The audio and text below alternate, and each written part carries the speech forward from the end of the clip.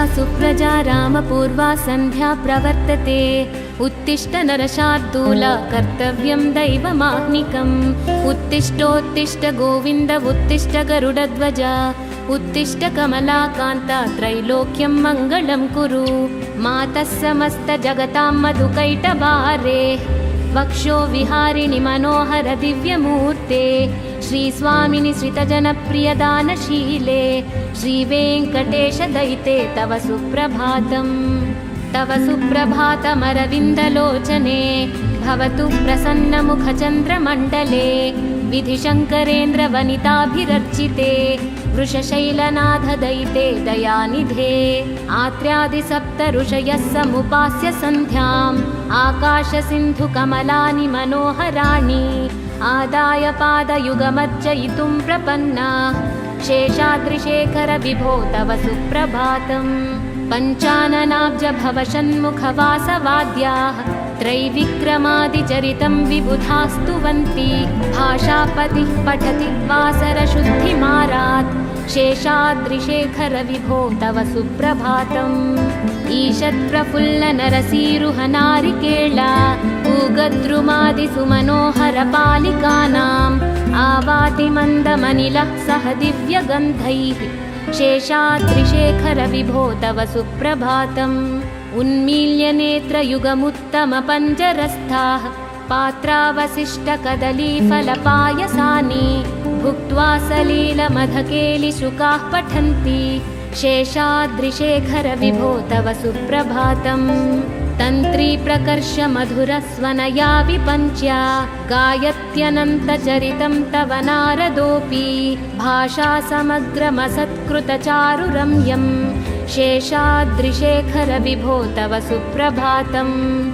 भृङ्गावली च मकरन्दरसानुविद्धझङ्कारगीतनिनदैः सह सेवनाय। निर्यात्युपान्तसरसी कमलोदरेभ्यः। शेषाद्रिशेखर विभो तव सुप्रभातम्। योषागणेन वरदध्निविमध्यमाने। घोषालयेषु दधिमन्थन तीव्रघोषाः। रोषात्कलिं विदधते कुकुभश्च कुम्भाः। शेषाद्रिशेखर विभो तव सुप्रभातम्। पद्मेशमित्रशतपत्रगतालिवर्गाः। हर्तुं श्रियं कुवलयस्य निजाङ्गलक्ष्म्याः। भेरीनिनादमिव बिभ्रति तीव्रनादम्। शेषाद्रिशेखर विभो तव सुप्रभातम्। श्रीमन्नभीष्टवरदाखिललोकबन्धो। श्रीश्रीनिवास जगदेकदयैकसिन्धो। श्रीदेवता गृहभुजान्तर दिव्यमूर्ते। श्रीवेङ्कटाचलपते तव सुप्रभातम्। श्रीस्वामि पुष्करिणिकाप्लवनिर्मलाङ्गाः। श्रेयाधिनो हरविरिञ्चि सनन्दनाद्याः। द्वारे वसन्ति वरनेत्रहतोत्तमाङ्गाः। श्रीवेङ्कटाचलपते तव सुप्रभातम्। श्रीशेषशैलगरुडाचलवेङ्कटाद्रि। नारायणाद्रिवृषभाद्रिवृषाद्रिमुख्याम्। आख्यां त्वदीयवसतेरनिशं वदन्ति। श्रीवेङ्कटाचलपते तव सुप्रभातम्। सेवापराः शिवसुरेश कृशानुधर्मरक्षोऽम्बुनाथ पवमानधनाधिनाथाः। बद्धाञ्जलिप्रविलसन्निजशीर्षदेशाः। श्रीवेङ्कटाचलपते तव सुप्रभातम्। धाटीषु ते विहगराज मृगाधिराजा। नागाधिराज गजराज हयाधिराजाः। स्वस्वाधिकारमहिमाधिकमर्धयन्ते। श्रीवेङ्कटाचलपते तव सुप्रभातम्। सूर्येन्दुभौमबुधवाक्पतिकाव्यशौरिस्वर्भानुकेतुदिविशत्परिषत्प्रधानाः। त्वद्दासदासचरमावधिदासदासा। श्रीवेङ्कटाचलपते तव सुप्रभातम्। तत्पादधूलिभरितस्फुरितोत्तमाङ्गाः। स्वर्गापवर्गनिरपेक्षनिजान्तरङ्गाः। कल्पागमाकलनयाकुलतां लभन्ते। श्रीवेङ्कटाचलपते तव सुप्रभातम्। त्वद्गोपुराग्रशिखराणि निरीक्षमाणाः। स्वर्गापवर्गपदवीं परमां श्रयन्तः। मर्त्या मनुष्यभुवने मतिमाश्रयन्ते। श्रीवेङ्कटाचलपते तव सुप्रभातम्। श्रीभूमिनायकदयादिगुणामृताब्दे देवादिदेव जगदेकशरण्यमूर्ते श्रीमन्ननन्तगरुडादिभिरर्चिताङ्घ्रे श्रीवेङ्कटाचलपते तव सुप्रभातम्। श्रीपद्मनाभपुरुषोत्तमवासुदेव वैकुण्ठमाधव जनार्दन चक्रपाणे श्रीवत्सचिह्नचरणागतपारिजात श्रीवेङ्कटाचलपते तव सुप्रभातम्। कन्दर्पदर्पहर सुन्दर दिव्यमूर्ते कान्ताकुचाम्बुरुह कुट्मललोलदृष्टे कल्याण निर्मल गुणाकर दिव्यकीर्ते श्रीवेङ्कटाचलपते तव सुप्रभातम्। मीनाकृते कमठकोल नृसिंहवर्णिन् स्वामिन् परस्वथ तपोधन रामचन्द्र शेषांश राम यदुनन्दन कल्किरूपा श्रीवेङ्कटाचलपते तव सुप्रभातम्। ये लालवङ्गघनसार सुगन्धितीर्थं दिव्यं वियत्सरितु हेमघटेषु पूर्णं धृत्वाद्यवैदिकशिखामणयः प्रहृष्टा तिष्ठन्ति वेङ्कटपते तव सुप्रभातम्। भास्वानुदेति विकचानि सरोरुहाणि सम्पूरयन्ति निनदैः कुकुभो विहङ्गा श्रीवैष्णवाः सततमर्थितमङ्गलास्ते धामाश्रयन्ति तव वेङ्कटसुप्रभातम्। ब्रह्मादयासुरवराः समहर्षयस्ते सन्तः सनन्दनमुखास्त्वथ योगिवर्याः धामान्तिके तव हि मङ्गलवस्तुहस्ताः श्रीवेङ्कटाचलपते तव सुप्रभातम्।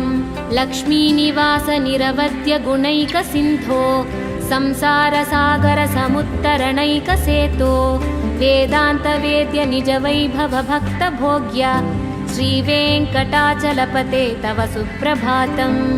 इत्थं वृषा जलपतेरिह सुप्रभातम्। ये मानवाः प्रतिदिनं पठितुं प्रवृत्ताः तेषां प्रभातसमये स्मृतिरङ्गभाजां प्रज्ञां परार्थसुलभां परमां प्रसूते।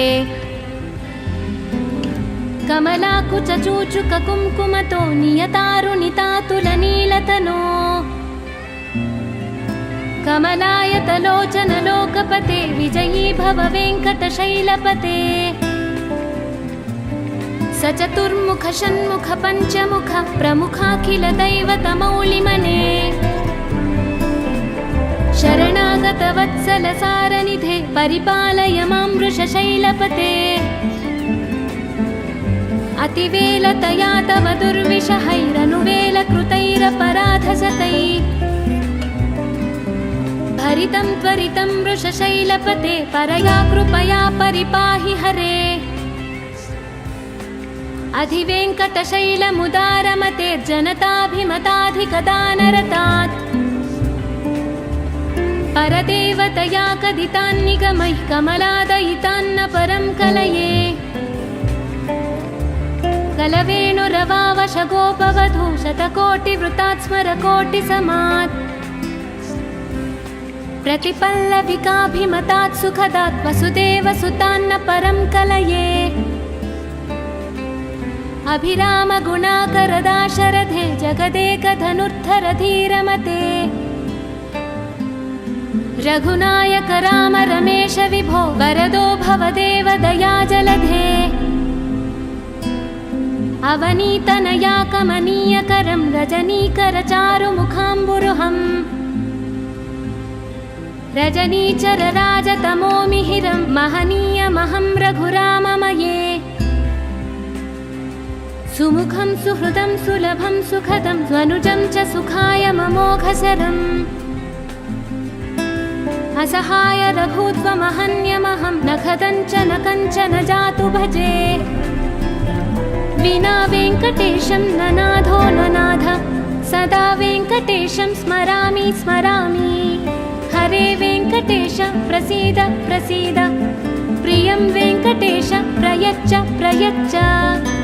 अहं दूरतस्ते पदाम्भोजयुग्म प्रणामेच्छयागत्य सेवां करोमि।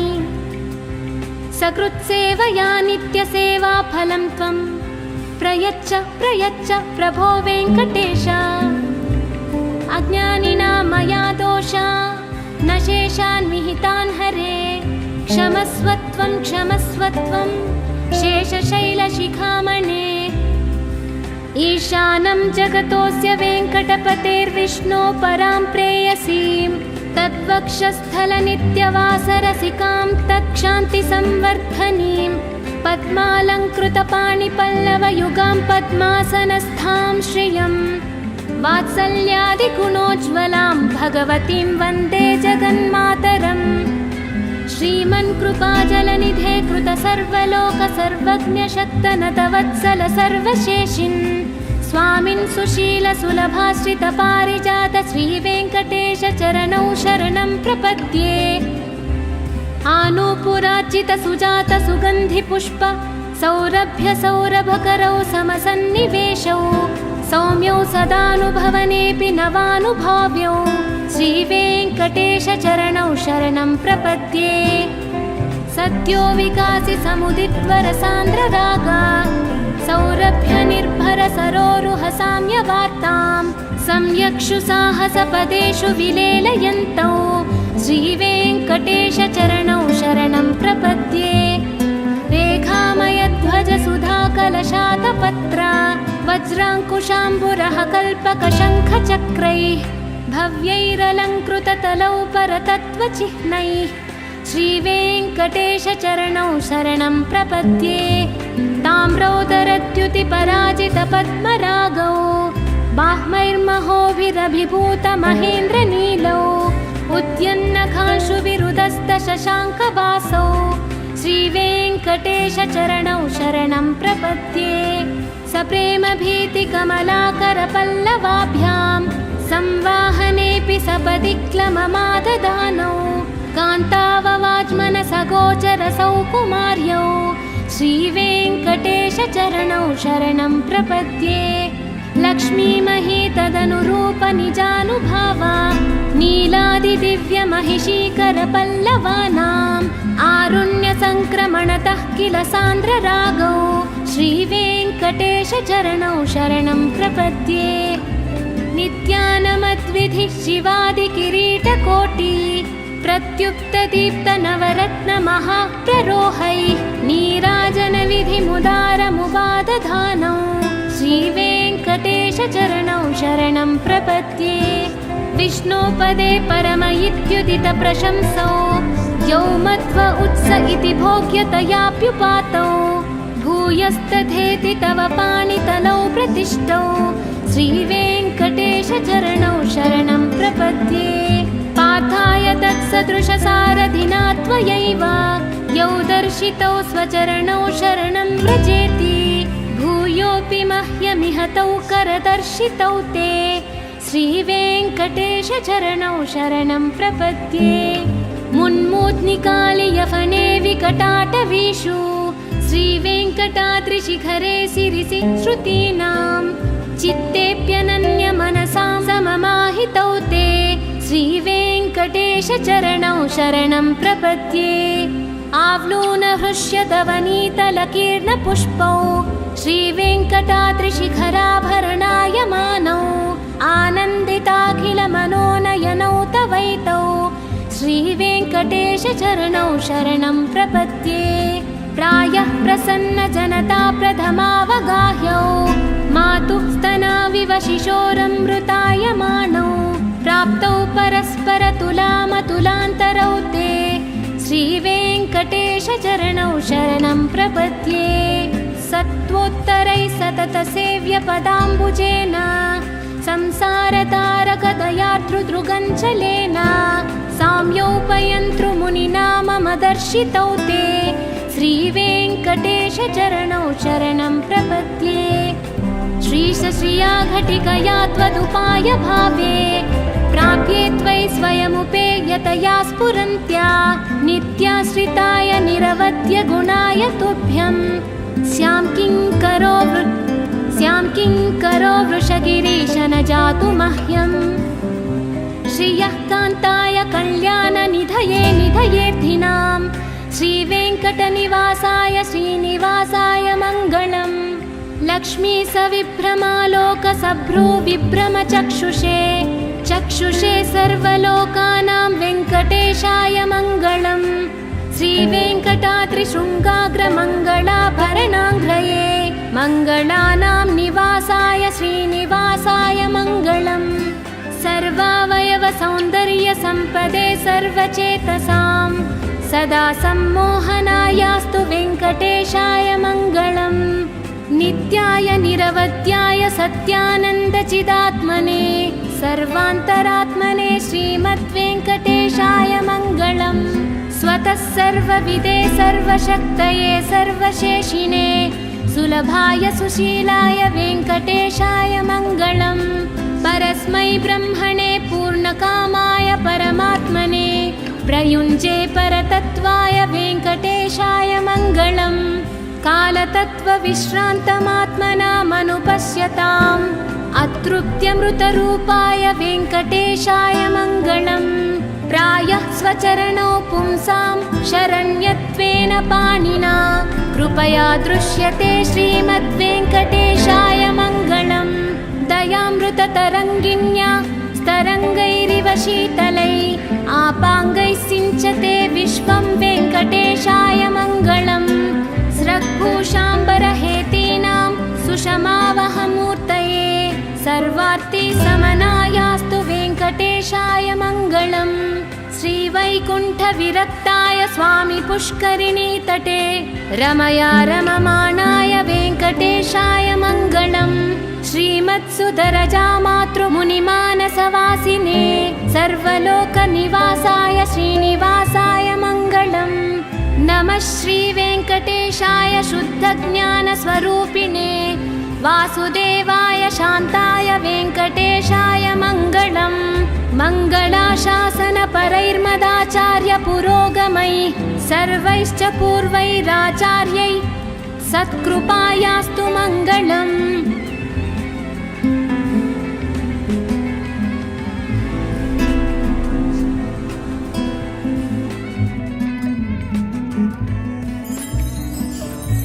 कौसल्या सुप्रजा रामपूर्वा सन्ध्या प्रवर्तते उत्तिष्ठ नरशार्दूल कर्तव्यं दैवमाह्निकम् उत्तिष्ठोत्तिष्ठ गोविन्द उत्तिष्ठ गरुडध्वज उत्तिष्ठ कमलाकान्त त्रैलोक्यं मङ्गलं कुरु मातः समस्तजगतां मधुकैटभारे वक्षो विहारिणि मनोहर दिव्यमूर्ते श्रीस्वामिनि श्रितजनप्रियदानशीले श्रीवेङ्कटेश दयिते तव सुप्रभातम् तव सुप्रभातमरविन्दलोचने भवतु प्रसन्नमुखचन्द्रमण्डले विधिशङ्करेन्द्रवनिताभिरर्चिते वृषशैलनाथ दयिते दयानिधे आत्र्यादिसप्त ऋषयः समुपास्य सन्ध्याम् आकाशसिन्धुकमलानि मनोहराणि आदाय पादयुगमर्चयितुं प्रपन्ना शेषाद्रिशेखर विभो तव सुप्रभातम्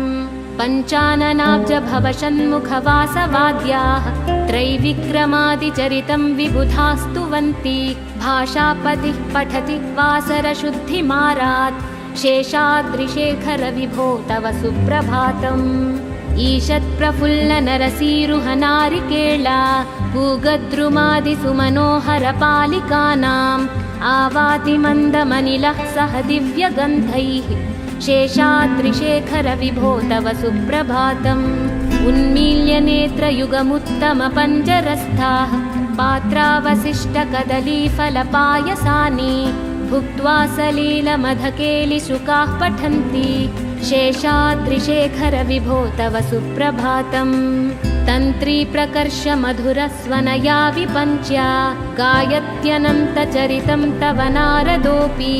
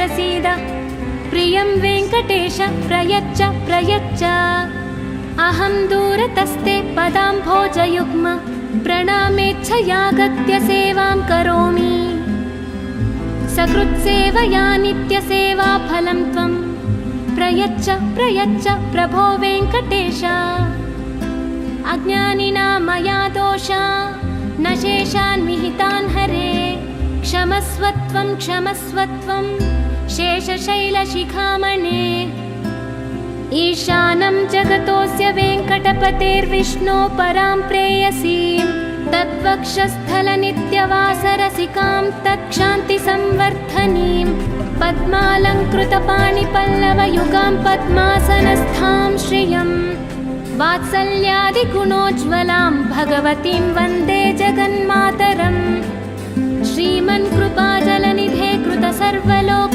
सर्वज्ञ शक्तनतवत्सल सर्वशेषिन् स्वामिन् सुशील सुलभाश्रित पारिजात श्रीवेङ्कटेश चरणौ शरणं प्रपद्ये आनूपुरार्चित सुजात सुगन्धि पुष्प सौरभ्य सौरभकरौ समसन्निवेशौ सौम्यौ सदानुभवनेऽपि नवानुभाव्यौ श्रीवेङ्कटेश चरणौ शरणं प्रपद्ये सद्यो विकासि समुदित्वर सान्द्ररागा सौरभ्य निर्भर सरोरुह साम्यवार्तां सम्यक्षु साहसपदेषु विलेलयन्तौ श्रीवेङ्कटेश चरणौ शरणं प्रपद्ये रेखामयध्वज सुधाकलशातपत्र वज्राङ्कुशाम्बुरः कल्पकशङ्खचक्रैः भव्यैरलङ्कृततलौ परतत्त्वचिह्नैः श्रीवेङ्कटेश चरणौ शरणं प्रपद्ये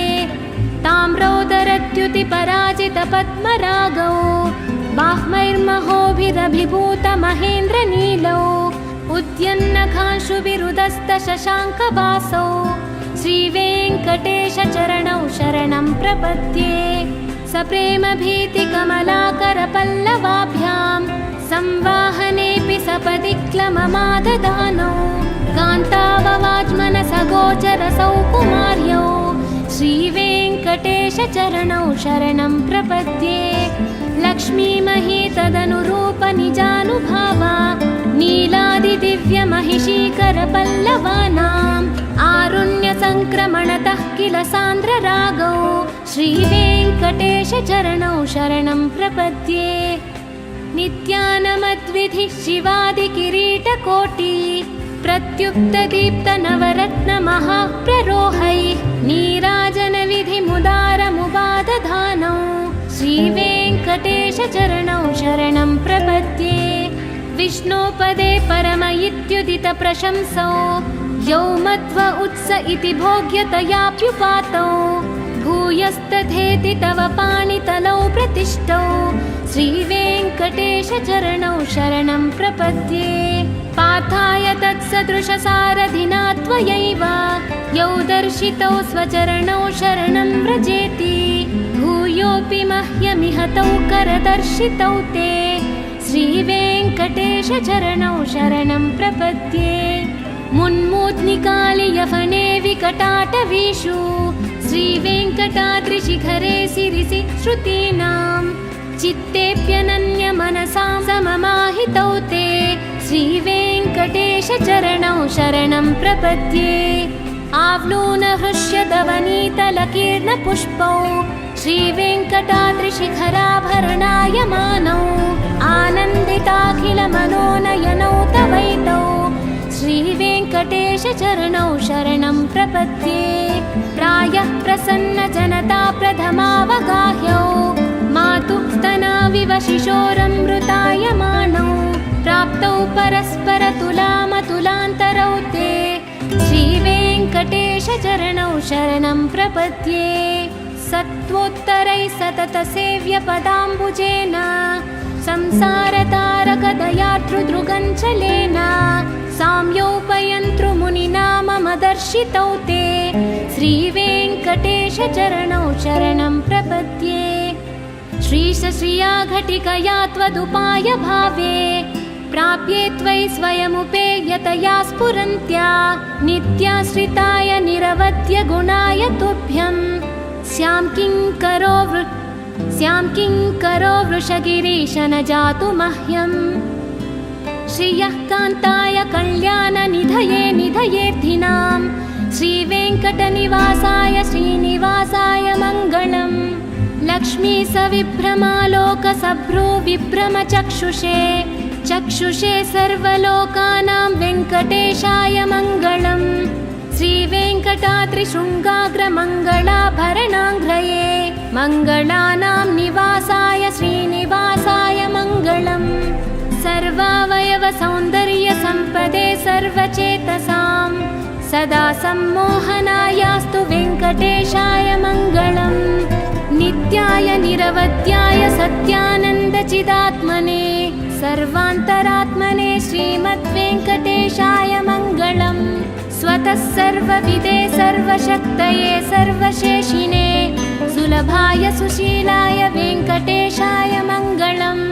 परस्मै ब्रह्मणे पूर्णकामाय परमात्मने प्रयुञ्जे परतत्त्वाय वेङ्कटेशाय मङ्गलम् कालतत्त्वविश्रान्तमात्मनामनुपश्यताम् अतृप्त्यमृतरूपाय वेङ्कटेशाय मङ्गलम् प्रायः स्वचरणौ पुंसां शरण्यत्वेन पाणिना कृपया दृश्यते श्रीमद्वेङ्कटेशाय मङ्गलम् दयामृततरङ्गिन्या स्तरङ्गैरिव शीतलै आपाङ्गैः सिञ्चते विश्वं वेङ्कटेशाय मङ्गलम् स्रग्भूषाम्बरहेतीनां सुषमावहमूर्तये सर्वार्तिसमनायास्तु वेङ्कटेशाय मङ्गलम् श्रीवैकुण्ठविरक्ताय स्वामी पुष्करिणीतटे रमया रममाणाय वेङ्कटेशाय मङ्गलम्